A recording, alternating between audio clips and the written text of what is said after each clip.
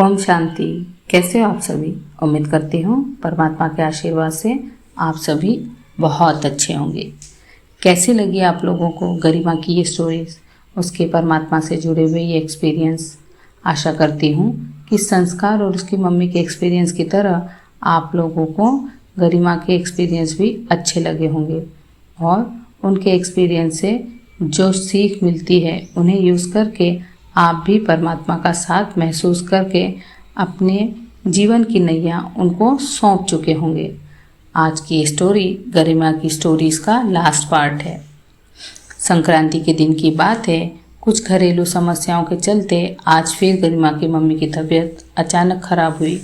उन्हें तुरंत ही हॉस्पिटलाइज करने की वजह से उन्हें जो मेजर समस्या हो सकती थी उसे टालने में गरिमा को परमात्मा का बहुत साथ मिला। घर पर आने के बाद डॉक्टर ने गरिमा की मम्मी को टोटल बेड रेस्ट की हिदायत दी। गरिमा अब कभी भी किसी चीज़ का टेंशन नहीं लेती थी। वो कहती थी, मैंने तो बाबा को अपने घर का सदस्य बना रखा है, तो अब ये मेरी समस्या नहीं है, ये उनकी समस्या है। अब वही कोई परमानेंट हल निकाले इस समस्या का।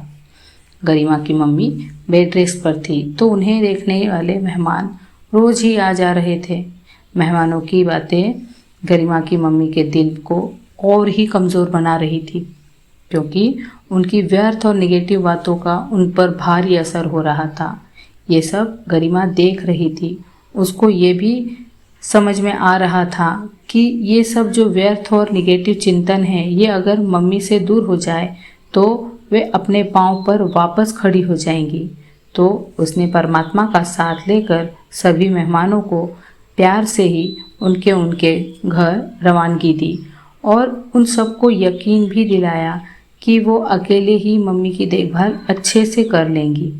और हुआ भी वही। मेहमानों के जाते ही घर की व्यर्थ और निगेटिव एनर्जी ख़त्म होने लगी और अब गरिमा ने अपनी मम्मी को दवाई गोलियां, खाना पीना सभी चार्ज करके देना स्टार्ट कर दिया और साथ ही मेडिटेशन के बाद वो अपनी मम्मी को सकाश भी देती।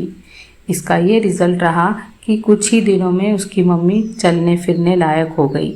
अब गरिमा की मम्मी भी सुबह सुबह मेडिटेशन करने लगी हैं और बहुत हद तक उन्होंने अपनी सोच पर साथ ही बीमारियों पर कंट्रोल कर लिया है। गरिमा की स्टोरीज़ का भले ही ये लास्ट पार्ट है, मगर वो अब भी परमात्मा के साए में अपने सभी डिसीजन ले रही है और मुझे पूरी उम्मीद है कि बाबा ने उसके लिए कोई अच्छी नौकरी का बंदोबस्त पहले ही कर रखा है।